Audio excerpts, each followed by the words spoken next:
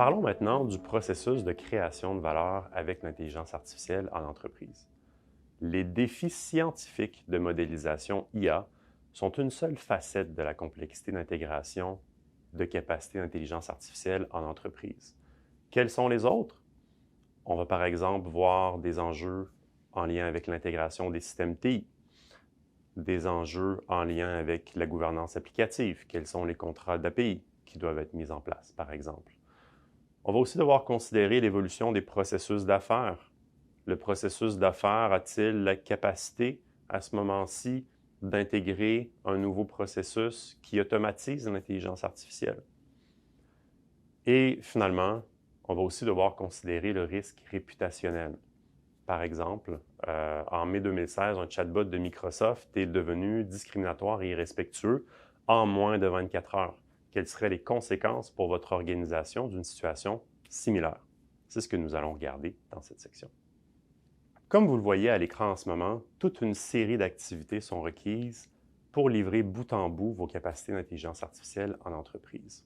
D'abord et avant tout, vous devez travailler sur la stratégie d'affaires. Quels sont les objectifs d'entreprise et comment est-ce que l'intelligence artificielle va y répondre?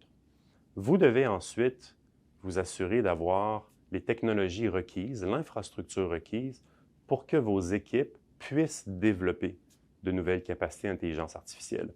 Lorsque ces capacités sont en place, vos employés, vos scientifiques seront par la suite en mesure de développer le modèle. Ce modèle sera par la suite déployé en production, accompagné par des experts en technologie de l'information, intégré dans vos processus technologiques et intégré dans vos processus d'affaires, par exemple, à l'aide du pilotage d'une initiative. Cette séquence d'activités est bien évidemment itérative, car l'intelligence artificielle évolue au fil du temps. Regardons maintenant l'application de notre cas d'étude, vu à la section précédente, aux questions de stratégie d'affaires dans l'organisation. Évidemment, la gestion du risque est au cœur du modèle d'affaires pour une institution financière. Cependant, plusieurs questions clés doivent être analysées avant de procéder. Par exemple, quel est le niveau de risque que l'entreprise est prête à accepter? Quels sont les objectifs d'affaires de l'entreprise? Est-ce que l'entreprise veut utiliser son offre de crédit pour augmenter ses parts de marché? Est-ce que ce serait plutôt pour développer sa relation avec une clientèle à faible risque? Ou est-ce que l'entreprise désire accepter un risque plus élevé, par exemple pour des OSBL qui seraient en lien avec la mission sociale qu'elle s'est donnée? Quelles sont les technologies disponibles? Votre entreprise a-t-elle accès à un lac de données, data lake en anglais, contenant les profils et les transactions des clients de l'entreprise? Quelles sont les capacités opérationnelles qui sont disponibles? Par exemple, si une crise comme la COVID se reproduit et qu'en quelques jours, les clients changent complètement leur comportement, vos processus et plans d'action requis sont-ils en place pour gérer cet événement?